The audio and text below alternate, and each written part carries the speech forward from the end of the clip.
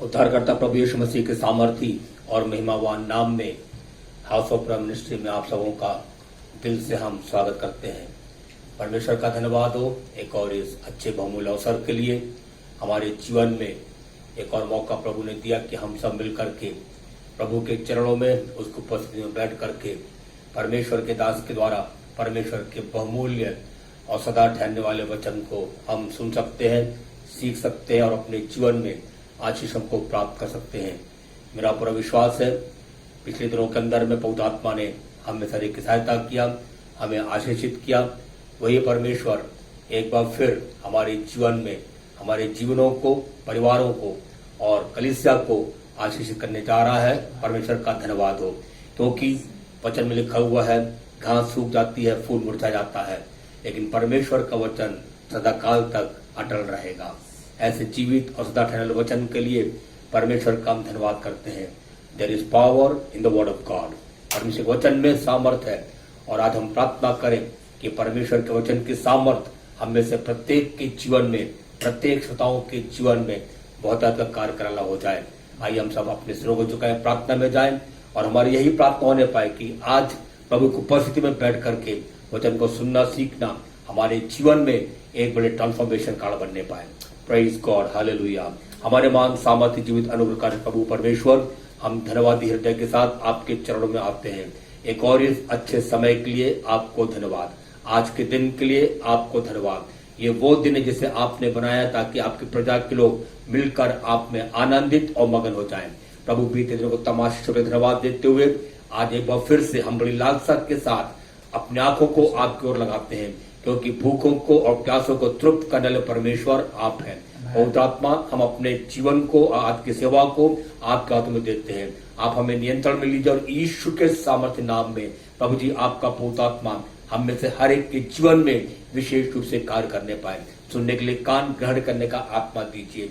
जितने लोग इस समय अपने समय को निकाल करके आपके वचनों को सुनते हैं प्रभु, एक एक भाई को, एक एक बहन को हम आपके जोर हाथों में देते हैं। हम प्रार्थना करते हैं प्रभु जी एक एक जीवन यीशु के नाम में आज की सेवा के द्वारा आशीषित हो जाए। विशेष तौर से प्रभु जी आपका अभिषिक्त दास को हम आपके जोर हाथों में देते हैं। पवित्र आत्मा, आप अपनी महिमा के निमित्त जैसा आप चाहते प्रभु वैसा आप उन्हें इस्तेमाल करिए। वचन आपका है, दास आपका है, और यीशु के नाम में प्रभु जी अपनी महिमा के निमित्त उन्हें इस्तेमाल करिए। एक एक को अपने आशीषों से परिपूर्ण करिए, महिमा आपको मिलने पाए। मांगते यीशु के नाम से, आमीन।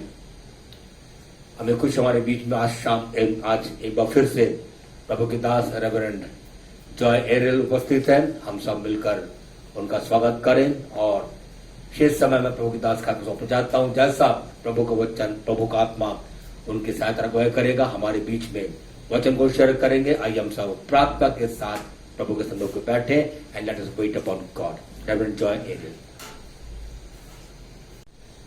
जय मसीह की। आज का दिन जबकि संडे का दिन है और एक बार फिर से प्रभु ने मौका दिया कि मैं आपके साथ में प्रभु के वचन को बांट सकता हूं। सो इसके लिए मैं प्रभु को धन्यवाद करूंगा और मैं चाहूंगा कि आप सब लोग ध्यान से इन बातों को सुने, क्योंकि परमेश्वर ने हमारे सम्मुख रखी हैं। एंड मैं उम्मीद करता हूं कि ये बातें जो हैं परमेश्वर की ओर से हैं इसलिए भी, और आपको बहुत मदद करेंगी, खासतौर से इस समय में जिसमें होकर के हम गुजर रहे हैं। सो प्रार्थना के साथ में आप इस वचन को सुने और मैं चाहूंगा कि आज का जो टेक्स्ट है वो पाया जाता है गिनती, उसे 11वें अध्याय में उसको हम निकाल लेंगे। गिनती की पुस्तक 11वां अध्याय 4 से 10वें पद तक हम देखेंगे। फिर जो मिली जुली भीड़ उनके साथ थी वह कामुकता करने लगी, और इजरायली भी फिर रोने और कहने लगे, हमें मांस खाने को कौन देगा?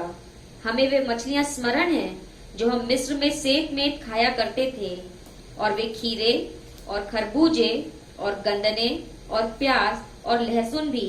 परंतु अब हमारा जी घबरा गया है, यहाँ पर इस मन्ना को छोड़ और कुछ भी देख नहीं पड़ता। मन्ना तो धनिया के समान था और उसका रंग रूप मोती का सा था। लोग इधर उधर जाकर उसे बटोरते और चक्की में पीसते या ओखली में कूटते थे, फिर तसले में पकाते और उसके फुलके बनाते थे, और उसका स्वाद तेल में बने हुए पुए के समान था। और रात को जब छावनी में ओस पड़ती थी तब उसके साथ मन्ना भी गिरता था। और मूसा ने सब घरानों के आदमियों को अपने अपने डेरे के द्वार पर रोते सुना, और यहोवा का कोप अत्यंत भड़का और मूसा को भी बुरा मालूम हुआ। जी। यहाँ पे हम गिनती की पुस्तक में हैं और इजरायली जो हैं वो मिस्र की गुलामी से निकल करके आए हैं एंड ये उस सफर पे हैं, अपने प्रॉमिस लैंड के सफर पे, प्रतिज्ञा किए हुए देश में परमेश्वर को ले जाने पर है। एंड बहुत ही आश्चर्य कर्मों के साथ में परमेश्वर ने इनको मिस्र में से निकाल करके लेकर के आए हैं। एंड ऐसा हुआ कि फिरौन और उसका पूरा साम्राज्य जो है वो हिल गया। परमेश्वर ने इतने सामर्थ्य काम इनके बीच में किए एंड देन क्या हो रहा है कि ये लोग अब यहां पर आए हैं और एक बार फिर से हम इनको कुड़कुड़ाते हुए पाते हैं। एंड हम जानते हैं कि कई बार इस दौरान हमने देखा है कि जब अगर जो लोग वचन को पढ़ रहे हैं, आप जानते हैं कि लगातार ये अलग अलग चीजों के लिए कुड़कुड़ा रहे थे, बुड़बुड़ा रहे थे। परमेश्वर की इच्छा और मंशा तो इनके लिए थी कि ये उस प्रतिज्ञा के हुए देश में बड़े आसानी से पहुंच जाएं, पर इस कुड़कुड़ाने ने और बुड़बुड़ाने ने क्या किया कि इनके सफर को जो है वो काफी लंबा कर दिया। मैं उम्मीद करता हूं कि आप इस बात को जानते होंगे कि क्या फर्क आया। जी। एंड क्या है कि यहाँ पे क्या हो रहा है कि कुड़कुड़ाना बुड़बुड़ाना तो इनका फेमस ही है, पर मैं चाहता हूं कि आप ध्यान से इस चीज को देखें। यहाँ पे एक चीज है जिसको कि मेरी नजर में परमेश्वर लेकर के, इसके लिए मैं आपको इस टेक्स्ट पे लेकर के आया हूं। मैं चाहता हूं आप ध्यान दें इस बात के ऊपर। क्या होता है, इजरायलियों के विषय में भी जानते हैं कि ये हमेशा कुड़कुड़ा रहे थे, ये हमेशा बुड़बुड़ा रहे थे, पर यहाँ चौथे पद में एक बात है। यहाँ पे क्या लिखा हुआ है, फिर जो मिली जुली भीड़ जी उनके साथ थी जी वे कामुकता करने लगी जी, और इजरायली भी फिर रोने और कहने लगे। यहाँ पे क्या हो रहा है कि यहाँ पे इजरायली तो रो रहे हैं, कह रहे हैं कि हमको मांस खाने को दे परमेश्वर, और हमको वो मछलियां स्मरण आती हैं और हमको वो प्याज और लहसुन और ये और बातें में स्मरण आती हैं। परंतु क्या हो रहा है कि अपने आप से ये नहीं हो गया, है ना। यहाँ पे शुरुआत में किसी और के बारे में भी वर्णन है और वो क्या लिखा है, फिर जो मिली जुली भीड़ उनके साथ थी वो कुछ कुछ करने लगी। अंग्रेजी में लिखा है there was a mixed multitude among them. एक मिली जुली भीड़ थी और उसने क्या करा, उसने कुछ कुछ चीजों को क्रेव करने लगी, कुछ कुछ चीजों की ओर जो है वो डिजायर करने लगी। और अंग्रेजी में कुछ कुछ वर्णन, कुछ कुछ ट्रांसलेशन में ऐसे लिखा है कि दे लस्टेड फॉर सम थिंग्स, और जिसका रिजल्ट ये होने पाया कि इजरायली भी फिर रोने लगे और कहने लगे और कुड़कुड़ाने लगे और बुड़बुड़ाने लगे ना। हम सरसरी तौर से जब हम देखते हैं भाई इजरायली लोग हमेशा कुड़कुड़ाते रहते हैं, बुड़बुड़ाते रहते हैं और इन्होंने यहां पर ऐसा किया, वहां पे ऐसा किया, पर असलियत में ऐसा नहीं है। इनफैक्ट मैं आपसे कहूंगा जब आप वचन को पढ़ें तो बहुत ध्यान से पढ़ें। अब वो प्री कंसीव नोशन के साथ में आप चीजों को नहीं पढ़ें, हमको तो ये कहानी मालूम है और हम ये बात जानते हैं और वो बात जानते हैं। एवरी टाइम आप जब वचन पढ़ने जाए, परमेश्वर का आत्मा वहां पे होता है और वो हमको कुछ उसमें नई बातों को बताता है। और मैं पहली बार मैंने इस चीज की ओर ध्यान दिया कि यहाँ पे क्या हो रहा है कि जो there was a mixed multitude, यहाँ एक मिली जुली भीड़ भी थी जो इनके साथ में निकल ली थी। और अगर आप इसके बारे में और देखना मांगते हैं तो निर्गमन की पुस्तक में 12वें अध्याय में वर्णन है, आप अभी पढ़ने की आवश्यकता नहीं है। मैं आपको बता देता हूं कि क्या होने पाया जब फिरौन और उसका राज घबरा गया कि ये 10 विपत्तियां आ गई और फिर पलौठे भी मर गए, तब उन्होंने फाइनली कह दिया कि भाई ठीक है ऐसा करो, यहां से जाओ। और बहुत हुआ एंड देन क्या होने पाया कि परमेश्वर का के जो लोग हैं वो वहां से आजाद होते हैं, पर इनके साथ में एक मिलीजुली भीड़ भी वहां से निकल पड़ती है। ये मिलीजुली भीड़ जो है इसने कहा ये अच्छा मौका है, हम भी निकल पड़ते हैं, क्योंकि मिस्र के पास में ऐसा नहीं था कि जो है सिर्फ इजरायली गुलाम थे, और भी लोग थे जो कि वहां पे गुलामों के तौर पे रहा करते थे। और उन्होंने भी सोचा कि ये अच्छा मौका है, हम भी अपनी आजादी को यहां से ले लेते हैं और हम भी निकल चलते हैं यहां से।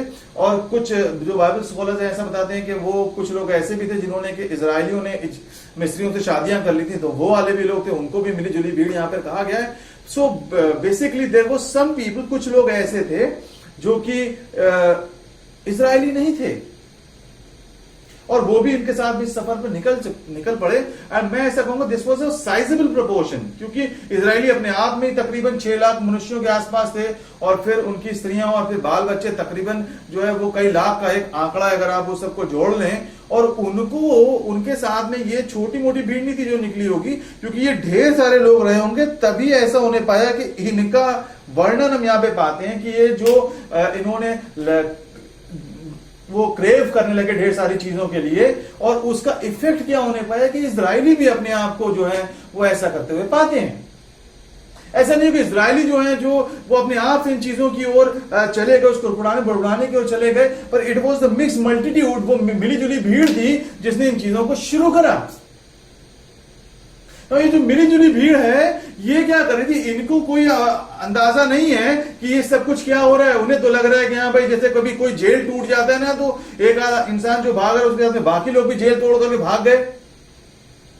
पर यहां पे जेल टूटने वाली कोई बात नहीं है। यहां पे सर्वशक्तिमान परमेश्वर है जो अपने उद्देश्यों को पूरा कर रहा है। वो परमेश्वर है जिसने अपनी चीजों को प्लान किया है। उसने पहले ही से बता दिया था कि 400 साल की गुलामी के बाद में तुम वहां से निकलोगे और फिर मैं तुमको इस प्रतिज्ञा किए हुए देश में लेकर के जाऊंगा। और अगर आप निर्गमन के 19वें अध्याय में पढ़ेंगे तो वहां पे परमेश्वर इस प्रकार से बोलते हैं कि तुम जो वो याजकों की तरीके से पूरे संसार के लिए ठहरने पाओगे। You will be like priest to the nations of the world. और फिर हम जानते हैं कि उसके बाद में क्या होने पाएगा कि वहां पे प्रभु यीशु मसीह जो है वो इजरायलियों में से जन्म लेने पाएंगे। सो देयर इज सो बहुत कुछ है जो कि वहां पे चल रहा है, जो कि जुड़ा हुआ है ना। और जो इजरायली है, मूसा है, यहोशू है, कालेब है, ये जान रहे कि जो कुछ हो रहा है ये क्या हो रहा है, ये प्रार्थनाओं का उत्तर है। और वो चीजें जो हैं हमारे सामने निकल करके आने पाई हैं। पर जो मिली जुली भीड़ है ये, इसको इन बातों से कोई लेना देना नहीं है। ये शायद दे आर फॉर फन, ये बस उन्हीं चीजों के लिए कि हमको एक कुछ नया दिख रहा है तो हम यहां पर आ गए हैं। एंड देन ये इजरायलियों के साथ में निकल पड़े हैं। और क्या होता है, ये अपना रोना रोने लग जाते हैं। इनको कुछ दिनों के बाद में जो है जैसा इनका मन कर रहा है, जो ये चाहते हैं उन चीजों को ये करने के लिए लग जाते हैं। और फिर क्या हो रहा है, इजराइल भी इनके साथ में मिल गए। इजरायलियों ने भी इनके जैसा सुर पकड़ लिया और ये भी रोने गाने लगे। ये लोग जो मिक्स मल्टीट्यूड है, ये नहीं जानते हैं कि अब्राहम कौन है और आइजक कौन है, जेकब कौन है और कौन है वो परमेश्वर जो कि कहता है कि मैं हूं और मैंने जो ठाना है और वो उसको होने से कौन रोक सकता है। और उसके प्लान्स हैं, उसके प्लान्स में ये सारी चीजें हो रही हैं। बिल्कुल वैसे मेरे प्रियो जैसे कि आज संसार जिसके बीच में हम रहते हैं, ये संसार जो है ये नहीं जानता कि परमेश्वर के प्लान्स क्या हैं। ये संसार इस बात को नहीं जानता कि चीजें किस ओर बढ़ रही हैं, परमेश्वर चीजों को किस डायरेक्शन में लेकर के जा रहे हैं। और प्रभु यीशु मसीह जल्द आने वाले हैं और इंजील का जो प्रचार है, परमेश्वर के वचन का जो प्रचार है वो जगह जगह किया जा रहा है कि हम मन फिराएं और अपने आप को परमेश्वर के पास में लेकर के आएं ताकि हम उस आने वाले दिनों से बचने पाएं और परमेश्वर हमको अपने साथ में ले जाए। इन बातों से वाकिफ नहीं है और ये बस अपने डिजायर्स में और अपने वांट्स में और अपनी प्लान्स में आगे को बढ़ रहे हैं। पर क्या होता है मेरे प्रियो, ये हमारे साथ में पाए जाते हैं या हम अपने आप को उनके साथ में सफर करते हुए पाते हैं।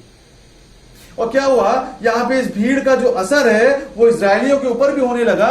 और ये वो लोग जो कि एक एम के साथ में निकले थे, एक उद्देश्य के साथ में निकले थे, उससे डाइवर्ट हो गए। और क्या होने लगा, ये उन बातों की ओर देखने लगे जो बातें इनके पास में नहीं है। और शायद ये प्रार्थना करते तो परमेश्वर इनके लिए उन चीजों को कर देते जैसे परमेश्वर ने पहले किया। पर क्या होने लगा कि ये इतना ज्यादा उन चीजों से प्रभावित हो गए कि क्या होने पाया कि ये लोग जो हैं वो वहां पे रो रहे हैं, टू दैट एक्सटेंट कि रोने लगे, है ना। और उसके बाद में कह रहे 6ठे पद में ऐसा बोल रहे हैं कि परंतु हमारा जी घबरा गया है। अंग्रेजी में लिखा that we have lost our appetite, हमारी तो भूख ही मर गई है। और जो उसका 10वां पद है वहां पे देखिए किस प्रकार से लिखा हुआ है। और मूसा ने सब घरानों के आदमियों को अपने अपने डेरे के द्वार पर रोते सुना। पीपल, अंग्रेजी में जो शब्द है, दे वर वेलिंग, मतलब विलाप के साथ में रो रहे हैं। सिर्फ ऐसा नहीं कि हमें कोई चीज की आवश्यकता है, सो हमें लग रहा है कि चीज हमारे पास होनी चाहिए, पर यहाँ पे क्या हो रहा है कि दे वर सो वेलिंग, वो इतने विलाप में चले गए हैं। मेरे प्रियो, इंपॉर्टेंट बात क्या है, इंपॉर्टेंट वो चीज है, वो उद्देश्य है जो कि परमेश्वर ने हमारे जीवन के रखा है। इंपॉर्टेंट वो चीज है जो कि परमेश्वर चाहते हैं कि जिनमें हम प्रवेश करने पाए। पर क्या हो रहा होता है, क्योंकि ये लोग जो हैं उस क्लोज प्रॉक्सिमिटी में थे, उस समीपता में थे इजरायली उस मिली जुली भीड़ की, कि इतना बड़े नंबर्स में होने के बावजूद भी क्या होने पाता है, उन कम लोगों का असर जो है इनके जीवन में पाया जाता है, उनका प्रभाव वो इनके जीवन में नजर आता है। ये वो लोग हैं जिन्होंने बड़े बड़े आश्चर्यकर्मों को देखा जो परमेश्वर इनके जीवन में किए हैं। पर क्या हो रहा है कि इनका प्रभाव उस भीड़ पे नहीं पड़ रहा है, पर उन चीजों का प्रभाव इनके ऊपर में पढ़ रहा है, और सिर्फ पढ़ नहीं रहा है, इस एक्सटेंट तक की चीजें हो जा रही हैं कि परमेश्वर के गुस्से का पात्र ये होने पाते हैं। जो इंपॉर्टेंट चीज है मेरे प्रियो, वो यहां पे मैं इसलिए आपको लेकर के कि आप इस बात को समझे कि चीजें अपने आप से नहीं हो जाती हैं। देयर आर सम ट्रिगर्स, कुछ चीजें होती हैं, कुछ बातें होती हैं जो कि चीजों को में कैटलिस्ट का काम करती हैं, एंड देन वो चीजें बड़े रूप को ले लेती हैं। ये लोग जो उस मार्ग पे निकले थे जिसके लिए परमेश्वर ने इनको निकल के चल रहा था, उस एम को लेकर के निकले थे, पर क्या उन्हें पाया कि ये मिक्स मल्टीट्यूड की प्रॉक्सिमिटी में आने के कारण ये अपने आप को उन चीजों से अलग पा रहे हैं। मैं आपसे कहना मांगता हूं मेरे प्रियो, परमेश्वर का वचन बताता है कि हमारा जो छुटकारा है वो किस चीज से हुआ है? वो सोने और चांदी से नहीं हुआ है, परमेश्वर यीशु मसीह के बेशकीमती लहू के द्वारा हुआ है, ताकि हम उस व्यवहार से जो कि एक एमलेस है, जो कि एमलेस कंडक्ट है, उससे हमारा छुटकारा होने पाए, जो बाप दादों से चला आता है। वी हैव अ एम, हमारे पास में एक निशाना है। पौलुस बोलते हैं मैं निशाने की ओर दौड़ा चला जाता हूं। और इसके लिए क्या होता है, परमेश्वर भी जानते हैं कि यहां पे मिक्स मल्टीट्यूड है और वो क्या है इनके साथ में निकल पड़ेगा। पर परमेश्वर ने क्या किया, परमेश्वर ने इनसे अलग नहीं रखा। परमेश्वर ने ऐसे नहीं किया कि हाँ ये लोग नहीं निकले और सिर्फ इजरायली वहां पर जाएं। परमेश्वर ने अलाउ किया कि ये चीजें उनके साथ में होने पाए, ये लोग इनके साथ में जाने पाए, बिकॉज परमेश्वर ट्रस्ट करते थे कि जो मैं कर रहा हूं वो इनकी नजरों के सामने है। परमेश्वर ने क्या करा था, वहां पे आग का खंबा और बादल का खंबा रखा था, और वो इस बात को दिखाता था एवरी सवेर एवरी मॉर्निंग। क्या होता था, ये अपने टेंट्स को बंद करते थे, एंड देन वो आग बादल के खंबे के पीछे पीछे ये जाते थे, और वो डायरेक्शन को दिखाते थे कि किस डायरेक्शन में इनको जाना है। पर क्या हुआ, उस भीड़ के नजदीक रहने के कारण क्या होने पाया कि ये अपने आप को उनके इन्फ्लुएंस में पाते हैं। दे चोज, इन्होंने इस बात को चुना कि नहीं, हम क्या करेंगे, हम इस भीड़ की जो है बातें, इन पे ज्यादा तवज्जो देंगे। और इस वजह से क्या हो गया, वो दिशा जिस दिशा में परमेश्वर को लेकर के जाना मांग रहे थे, उस दिशा में ये बढ़ने से रुक गए। और ना सिर्फ रुक गए, बल्कि ढेर सारे लोग वहां पे नहीं पहुंचने पाए। वो सफर जो 11 दिन का हो सकता था, उसको करने में इनको 40 साल लग गए। मेरे प्रियो, ये बात बहुत इंपॉर्टेंट है कि हम किन बातों पे ध्यान दे रहे हैं, हम किन चीजों की ओर हमारी आंखें लगी हुई हैं। सिर्फ इतना काफी नहीं है कि हम वचन पढ़ रहे हैं, हम कलीसिया में जा रहे हैं, हम मैसेजेस को सुन रहे हैं, और हमने दिन में कुछ समय हम प्रार्थना कर लेते हैं, कुछ समय के लिए हम वचन पढ़ लेते हैं, पर बाकी समय हम किन चीजों की ओर ध्यान दे रहे हैं, हमारा फोकस किन बातों पे है। जो विश्वास है वो इस बात पर निर्भर करता है कि हम बाकी के समय क्या कर rहे हैं, हम बाकी का हमारा जो ध्यान है वो किन बातों से भरा हुआ है। यहां पे क्या होने पाता है मेरे प्रियो कि बहुत मुश्किल हो गया इनके लिए इस बातों को समझ पाना कि जो बातें ये बोल रहे हैं ये इनकी खुद के इंटरेस्ट हैं या वहां से इनके अंदर ट्रांसफर हुआ है, उन लोगों के द्वारा इनके अंदर ट्रांसफर हुआ है जो कि शायद परमेश्वर के स्कीम में नहीं थे। और क्या हो गया कि हमेशा ही क्या होता है, ये बहुत ही एक माइनर सा डिफरेंस रहता है, और क्या हो गया, वो ये मिस कर गए एंड वो उनकी भाषा बोलने लगे। उस भीड़ के नजदीक रहने के कारण क्या होने पाया कि ये वही बोल रहे हैं जो बातें वो लोग बोल रहे हैं, जो बातें संसार बोल रहा है, जो बातें बाकी के लोग बोल रहे हैं, वही बातें ये भी बोलने लग गए, और ये उन्हीं के साथ में सुर मिलाने लग गए। और क्या हो गया कि इनका भी देखना उनके जैसा हो गया। जो प्रॉब्लम है मेरे प्रियो वो क्या है कि इन्होंने अपने आप को उनसे अलग नहीं जाना, इस बात को नहीं जाना कि हमारे लिए परमेश्वर के प्लान्स हैं। डेफिनेटली परमेश्वर के प्लान सबके लिए हैं, बट अगर आप अपने आप को कलीसिया में पाते हैं, अगर आप वो जो वचन पढ़ रहे हैं, आपको परमेश्वर ने उस अंधकार में से निकाला, then God has plans for you. और हमको क्या करना है कि हमको अपने आप को जगह पे रखना है जहां परमेश्वर का आत्मा हमको आगे की ओर बढ़ाने पाए। क्या होता है जब हम उन चीजों के साथ में मिलने जुलने लग जाते हैं, जब हमारे और उनके बीच में कुछ फर्क नहीं रह जाता है, तो फिर क्या होता है कि हम अपने आप को उनमें गुलाम मिला हुआ पाते हैं। वचन बताता है थोड़ा सा खमीर क्या करता है, पूरे गूंदे हुए आटे को खमीरा कर देता है। और यहां पे यही होने पाया। यहां पे गलत चीजों के पीछे वो लोग जा रहे थे, चौथे पद में लिखा हुआ है। पर क्या हो गया, इजरायली रोने लग गए और कहने लगे कि भाई हमको भी ये चीजें दीजिए, हमको भी वो चीजें दिए। सो क्या हो रहा है कि ये उनका सा गाना गाने लग गए, ये वही बातें कहने लग गए जो कि वो लोग कह रहे हैं। एंड देखिए यहाँ पे क्या होता है कि जब हम गलत चीजों को तवज्जो देना शुरू कर देते हैं, देन क्या होता है कि हमारी भाषा बदल जाती है, हमारा स्वर बदल जाता है। यहाँ पे क्या हो गया, 5वें पद में जी चौथे ही पद के आखिर में देखिए क्या बोल रहे हैं। और इजरायली भी फिर रोने और कहने लगे, जी हमें मांस खाने को कौन देगा? कौन देगा? अंग्रेजी में लिखा हु है ना, who will give us meat और वट एवर दे वॉन्ट। वो हमारी जरूरतों को कौन पूरा करेगा? Who will do this. इनकी भाषा बदल गई, गौ परमेश्वर इनके समीकरण में नहीं है। अभी तो ये वो लोग हैं जो कि बड़े बड़े आश्चर्यों को भविष्य को देख रहे थे, वो लाल समुद्र इनके लिए 2 भाग हो गया था। पर अभी क्या हो गया, अब इनकी भाषा बदल गई है। अब इनकी भाषा में हु आ गया है। कौन हमारे लिए इन चीज को करेगा, कौन हमारे लिए ये करेगा, कौन हमारे लिए वो करेगा। मैं ढेर सारे ऐसे लोगों को जानता हूं जो क्या करे, जो 2 प्रकार का जीवन जीते, जो वचन पढ़ते हैं सिर्फ दिखाने के लिए या इस बात को सेटिस्फाई करने के लिए कि हाँ भाई हम कर रहे हैं, अपने आप को सेटिस्फाई करने के लिए, और बस वो 5 मिनट के बाद में वही बातें करते चल पाए जाएंगे जो संसार कर रहा है। वही बातें न्यूज को डिस्कस कर रहे हैं, यहाँ पे ये हो गया, वहां पर वो हो गया, जहां पे कोई आशा नहीं है उन्हीं बातों को कर रहे हैं जहां पर के कहीं भी परमेश्वर नहीं पाया जाता। मेरे प्रियो, हमारी और संसार की भाषा यदि एक जैसी है, इसका मतलब है कि कोई दिक्कत है। यदि हमारी भाषाओं में, यदि हमारे समीकरण में परमेश्वर नहीं पाया जा रहा है, इसका मतलब देयर इज अ प्रॉब्लम। और इसको चेक करने का बहुत आसान तरीका, यदि जो है आपके जो डिजायर्स हैं, वो चीजें जो कि आपका उद्देश्य है, वो और संसार का अगर एक ही है, इसका मतलब है कि आप अपने आप को चेक करें।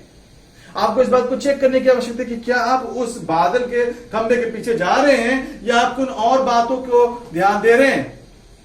जब हम उन चीजों को ध्यान दे रहे होते हैं जो कि संसार की ओर से आ रही हैं, और यहां पे मैं इस बात को कहूंगा कि सिर्फ इतना ही नहीं कि वो बातें संसार की ओर से आ रही होती है, हमारे जीवन में भी ये जो एक मिलीजुली भीड़ है, ये 2 भागों को दिखाती है, हमारा नया मनुष्यत्व और हमारा पुराना मनुष्यत्व। वो जो कि पिछली बातों पे मनन कर रहा है। अगर हम वो बातें हमारे जीवन में भी पाई जा रही, इसका मतलब हम शायद वापस मिस्र जाने की तैयारी में। इनफैक्ट यहाँ पे कुछ लोगों ने ऐसा कई जगह पे कहा भी कि इससे बेहतर तो ये था कि हम वापस मिस्र की ओर चले जाते। सो मैं आपसे कहना मांगता हूं कि आप क्या करें, इन बातों पे ध्यान दें। You need to check. हम कई बार we are living things unchecked. जो कुछ भी हम महसूस कर रहे हैं, जो भी हम संसार को करता हुआ देख रहे हैं, हम बस उसको कॉपी करना मांग रहे होते हैं। यहाँ पे क्या हो, ये मिलीजुली भीड़ से प्रभावित होने वाले लोग कौन हो रहे होते हैं? ये वो लोग जो हर एक नई चीज के पीछे भाग रहे हैं। एवरी न्यू फैड, ये बाकी लोग ये करें, सो हम भी ये करेंगे। मेरे प्रियो, ये वो लोग नहीं है जो परमेश्वर की योजना में हैं, या ये वो लोग नहीं जो परमेश्वर के उद्देश्य से जुड़े हुए हैं।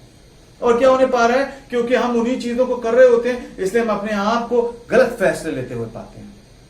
हम गलत कंक्लूजन्स पे पहुंचते हैं, गलत निष्कर्ष पे पहुंचते हैं, और फिर हम गलत फैसले हमारे जीवन का भाग होने पाते हैं। मैं चाहता हूं आप एक बात को देखें यहाँ पे। 1 शमूएल उसका 18वां अध्याय। गलत बातों को सुनने का क्या परिणाम होता है मेरे प्रियो? 1 शमूएल उसका 18वां अध्याय, उसके 5वें से 10वें पद तक के हम देखेंगे। और जहां कहीं शाऊल दाऊद को भेजता था, वहां वह जाकर बुद्धिमानी के साथ काम करता था। अतः शाऊल ने उसे योद्धाओं का प्रधान नियुक्त किया, और समस्त प्रजा के लोग और शाऊल के कर्मचारी उससे प्रसन्न थे। तब दाऊद उस पलिश्ती को मारकर लौट रहा था, और वे सब लोग भी आ रहे थे। तब सब इस्राएली नगरों में स्त्रियां डफ और तिकोने बाजे लिए हुए आनंद के साथ गाती और नाचती हुई शाऊल राजा के स्वागत में निकली। और वे स्त्रियां नाचती हुई एक दूसरे के साथ यह गाती गई, शाऊल ने तो हजारों को, परंतु दाऊद ने लाखों को मारा है। तब शाऊल अति क्रोधित हुआ, और यह बात उसको बुरी लगी, और वह कहने लगा, उन्होंने दाऊद के लिए तो लाखों और मेरे लिए हजारों ही ठहराया, इसलिए अब राज्य को छोड़ उसको अब क्या मिलना बाकी है। उस दिन से शाऊल दाऊद की ताक में लगा रहा। दूसरे दिन परमेश्वर की ओर से एक दुष्टात्मा शाऊल पर बल से उतरा, और वह अपने घर के भीतर नबुवत करने लगा। दाऊद प्रतिदिन के समान अपने हाथ से बजा रहा था, और शाऊल अपने हाथ में अपना भाला लिए हुए था। बस थैंक यू। सो यहाँ पे क्या हो रहा है मेरे प्रियो में, इस बात को डिस्कस कर रहे हैं कि जब हम उन चीजों पे कान लगा रहे होते हैं जो कि हमारे लिए नहीं है, जो संसार से ताल्लुक रखती हैं, सो क्या होता है कि हम गलत चीजों पे मनन करने वाले व्यक्ति हो जाते हैं। और यहाँ पे क्या हुआ कि यहाँ पे दाऊद के और शाऊल के वाक्य को यहाँ पे देखते हैं। जब दाऊद ने गोलियत को मार दिया, देन शाऊल ने क्या किया, उसको प्रमोट किया, उसको अपनी आर्मी में ढेर सारे मिशन पे वो भेजने लगा और ढेर सारे अच्छे पोजीशन पे उसने उसको रख दिया। और यहाँ पे लिखा हुआ 6 पद में, सॉरी 5वें पद में यहाँ पे लिखा है, देखिए और जहाँ कहीं शाऊल दाऊद को भेजता था जी, वह जाकर बुद्धिमानी के साथ काम करता था जी, अतः शाऊल ने उसे योद्धाओं का प्रधान नियुक्त किया जी, जी, और समस्त प्रजा के लोग और शाऊल के कर्मचारी उससे प्रसन्न थे। एंड मतलब एवरीथिंग वाज गोइंग वेल। शाऊल तो वो व्यक्ति था जिसके राज्य में योनातन है, योआब है और दाऊद है, और ही शुड बी हैप्पी, उसको तो खुश होना चाहिए। बट देन क्या होने पाता है, और उसके जो सबसे बड़े दुश्मन है फलिस्ती जो है, वो उनके ऊपर वो लोग जो है पावरफुली जो है चढ़ाई करने पा रहे हैं। बट देन क्या होता है कि ये लेडीज निकल के ये वॉर से लौट करके आ रहे हैं, और जैसा उस समय का रिचुअल था, जब राजा लोग लौट करके आते थे तो पूरा नगर जो है वो वेलकम करने के लिए खड़ा हो जाता था। और हमको पता है कि इस पे गाना भी है। सो क्या होता है कि लोग जो है वो शाऊल की और दाऊद की तारीफ कर रहे हैं, एंड डेफिनेटली वो दाऊद को थोड़ा सा बढ़ा चढ़ा के वहां पे बता रहे हैं। बट देन 8वें पद में लिखा है कि शाऊल क्या हुआ, वो अति क्रोधित हुआ। इस बात पे शाऊल जो है वो क्रोधित हो गया और ये बात उसको बुरी लगी। और फिर वो कह रहा है कि भाई अब तो दाऊद तो लाखों को उसने मारा है, मेरे लिए हजारों ही ठहराए हैं। सो अब राज्य को छोड़कर उसको अब मिलना बाकी है, जबकि ये खुद राजा है और ये गलत बातों पे मनन कर रहा है। इस वजह से क्या होने पाया, ये जेलसी, ये जलन इसके जीवन में आई। और क्या होता है 10वें पद में देखिए क्या लिखा है, दूसरे दिन से पढ़ेंगे। दूसरे दिन परमेश्वर की ओर से एक दुष्ट आत्मा शाऊल पर बल से उतरा। दूसरे दिन से क्या हो गया कि एक दुष्ट आत्मा उसके ऊपर वहां पे आ गया। क्यों? क्योंकि क्या कर रहा है कि ये गलत बातों की ओर कान को लगा रहा है। ये नहीं कर रहा है कि परमेश्वर ने उसको राज्य पे बिठाया हुआ है, उसको राजा बनाया है, पर ये क्या कर रहा है कि ये उन चीजों को देख के जल रहा है जो परमेश्वर किसी के जीवन में कर रहे हैं। और जब ये गलत चीजों पे मनन करने लग गया तो क्या हो गया, वहां पे दुष्ट आत्मा आ गया। हम बार ऐसा सोचते नहीं भाई परमेश्वर वो का मन दाऊद शाऊल पर से हट गया था, डेफिनेटली ये सारी बातें, पर क्या हुआ, इसने खुद से इसने वहां पे उन चीजों में ये गया है, उन चीजों की ओर उसने मन को लगाया है। एंड तब क्या होने पाता है, दूसरे ही दिन से क्या हो गया, दुष्ट आत्मा जो है वहां पे आ गया और वो उससे जलने लगा। और तब क्या होने पाया कि जो है ये फिर उसको भाला लेकर के मारने की फिराक में था।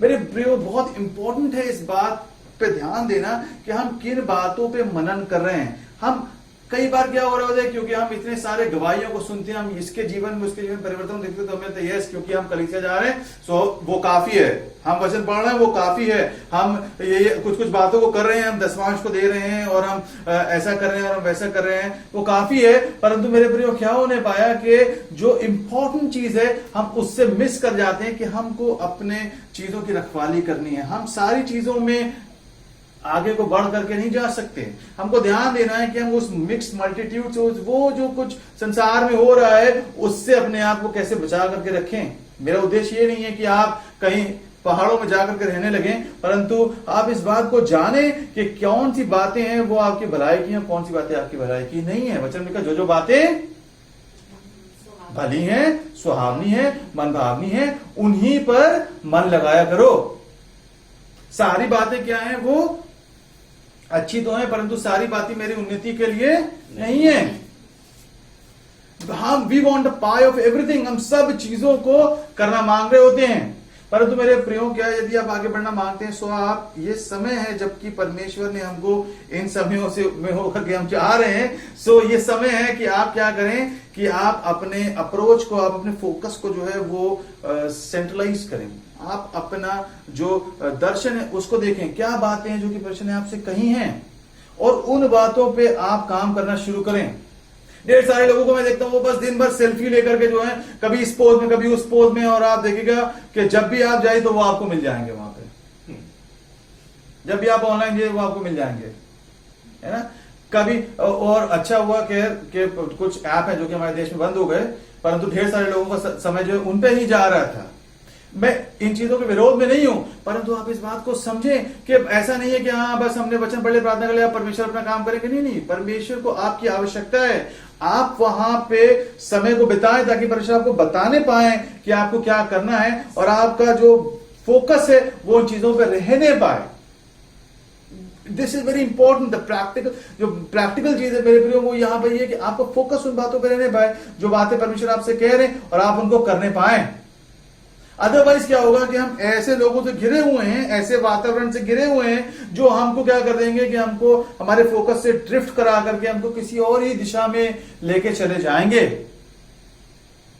और हम अपने आप को वहां पे पाएंगे जहां पे परमेश्वर की इच्छा नहीं थी कि हम उन्हें पाते। वो बातें हमारे जीवन कैसे होने पाएंगे जो कि परमेश्वर की इच्छा में नहीं था। सो इसलिए इट इज वेरी इंपॉर्टेंट कि आप किन लोगों को सुन रहे हैं, आप किन चीजों की ओर ध्यान लगा रहे हैं। क्या हम वो बॉलीवुड को कॉपी करना मांग रहे हैं, या हम बड़े बड़े सेलेब्स को कॉपी करना चाहते हैं, या हम उन चीजों की ओर देख रहे हैं जो कि परमेश्वर के वचन के या उसके उद्देश्य के अनुसार ठीक नहीं है। यहां पे गंभीर बात हुई मेरे प्रिय। परमेश्वर जो आप इस बात को समझे, जो मिस्र है वो गुलामी के जीवन को दिखाता है, जो कनान है वो प्रतिज्ञा किए हुए देश को दिखाता है जहां परमेश्वर को लेके जाने पे, एंड जो मन्ना है वो इस बात को दिखाता है, जो परमेश्वर के वचन को दिखाता है, जो स्वर्ग से उतरी हुई रोटी है, परमेश्वर का वचन। और क्या उन्हें पाया कि वो परमेश्वर इनको दे रहे थे जो कि इनको तृप्त करता है। डेफिनेटली अगर इनको कुछ और चीजों की आवश्यकता थी, परमेश्वर से प्रार्थना करते परमेश्वर चीजों को कर देते, परंतु क्या उन्हें पाया कि जो मन्ना है वो परमेश्वर के वचन को दिखाता है, उसको उन्होंने जो है वो एक तुच्छ जाना या रूटीन की वस्तु जाना। मेरे प्रियो, ये वो सामर्थ है जो कि आपको उस प्रतिज्ञा के हुए देश में पहुंचा देगी। कितना समय आप वचन को पढ़ने में लगाते हैं, कितना समय आप अकेले में बैठ करके प्रभु की आवाज को सुनने के लिए स्पेयर करते हैं। यदि आप ऐसा करेंगे मेरे प्रियो, आपकी बातें डिफरेंट होंगी। क्या उन्हें पाया?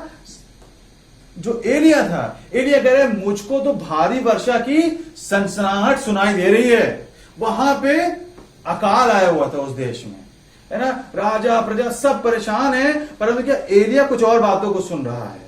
वो क्या सुन रहा है? कह रहे मुझे भारी वर्षा की सनसनाहट सुनाई दे रही है। तो पूरा देश कुछ और बातों को सुन रहा है, वो कुछ और बातों को कर रहे हैं, वो परेशान है, वो टेंशन में है, पर जो एलिया है वो अलग बातों को सुनने पा रहा है।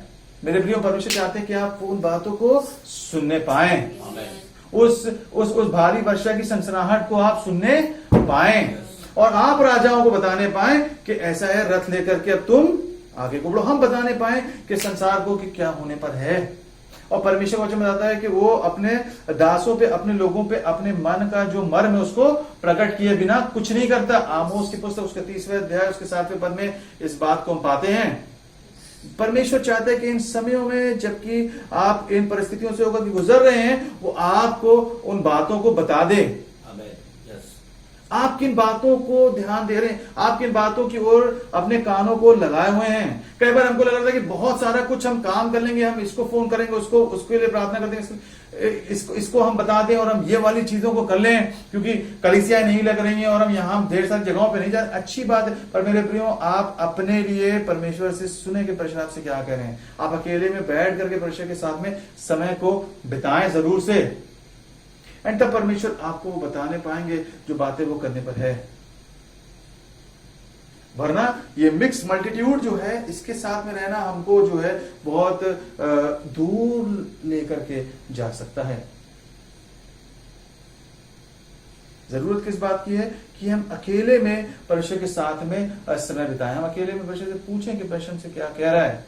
तो वहां पे एक पद को देखें, यूहन्ना की पुस्तक उसका 5वां अध्याय उसका 13वां पद।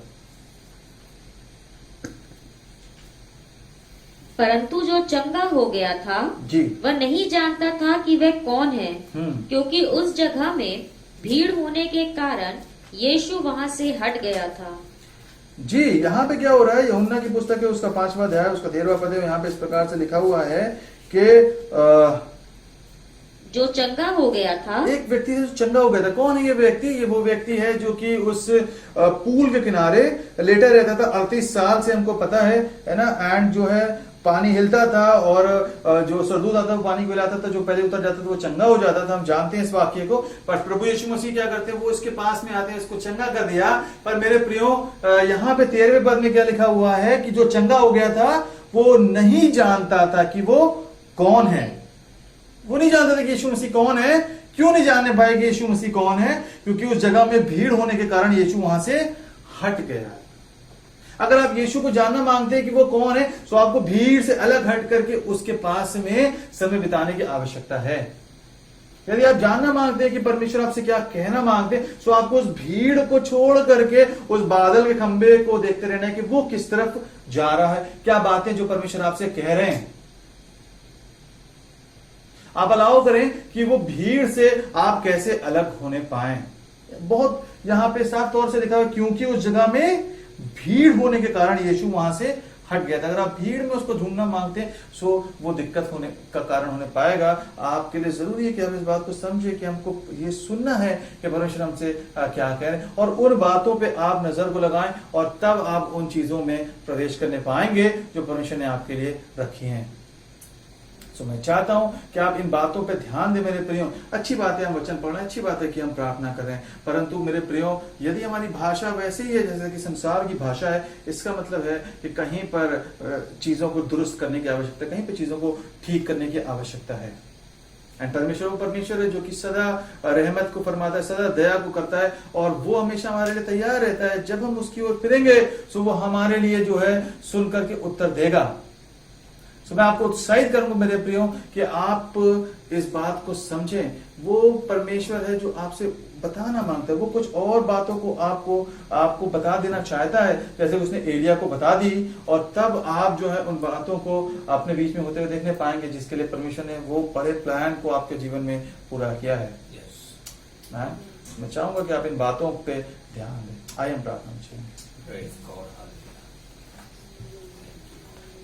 हालेलुया। प्रभु यीशु मसीह, हम आपके सामने आते हैं, धन्यवाद देते हैं प्रभु कि आप हमको अंधकार में टटोलते हुए चलते हुए व्यक्ति के रूप में नहीं छोड़ देना मांगते, जैसे कि संसार चल रहा है कि हर आती जाती लहर से आते जाते समाचार से वो घबरा जा रहा है और दुविधा परेशान। आप हमको वो अपने प्लान में, अपने उद्देश्य में, अपनी अगुवाई के साथ में लेकर के चलना मांगते हैं। परमेश्वर हमारी सहायता करें कि हम प्रभु जी आपकी बातों की ओर कान लगाने पाए। हम ध्यान दें कि हम किन बातों के साथ में नजदीकी को रख रहे हैं, कौन से लोग हैं जो कि हमारे जो है वो इनर सर्कल में पाए जाते हैं। क्या वो आपके इच्छा में लोग हैं? क्या वो चीजें जो कि आपकी इच्छा में हमारे जीवन में होनी चाहिए, या हमने खुद से संसार से चीजों को बटोर लिया है? पिता परमेश्वर हमारी सहायता करें, आप मदद करें, ताकि प्रभु हम उन बातों को जो कि आपकी ओर से वो प्राप्त करने पाए। पिता परमेश्वर, हम हर एक जन जो कि संदेश को सुनते प्रभु उसके जीवन से आप बोले और बातचीत करें, और तमाम वो भीड़, वो बातें जो कि आपके स्वर को पहुंचने से रोकती है, यीशु के नाम से जाने पाए और लोग आप में उन्नति करने पाए और आगे को बढ़ने पाए। प्रभु जी यीशु मसीह के नाम से मांगते हैं,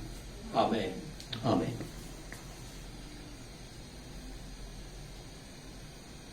अब हमारे उद्धारकर्ता यीशु मसीह का अनुग्रह, परमेश्वर पिता का प्रेम, पवित्र का संगति और सहभागिता हम सबों के साथ अब से लेकर यीशु मसीह के द्वितीय आगमन तक होते रहे, और सब प्रभु के लोग कहें आमीन आमीन। God bless you all. प्रभु आप सबों को आशीष दे। सबको जय मसीह।